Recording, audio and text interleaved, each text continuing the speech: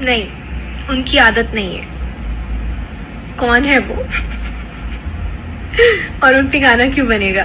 भैंस चराता था ना, तो समझ जाओ कितना दिमाग होगा। डिफेंडर वाला ये सॉन्ग अभी सोशल मीडिया पे बहुत ही ज़्यादा कंट्रोवर्सी में चल रहा है, क्योंकि जानबूझ करके काजल अगवानी ने खेसारी लाल यादव भैया को टारगेट करके ये सॉन्ग गाई है।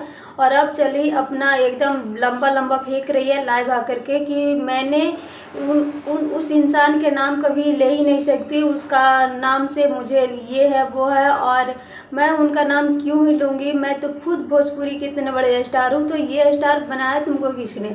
नमस्कार दोस्तों, राधे राधे। आई होप आप लोग अच्छे होंगे, मस्त होंगे, स्वस्थ होंगे। अगर चैनल पर नया है तो चैनल सब्सक्राइब करके एक प्यारा सा लाइक कमेंट जरूर करें।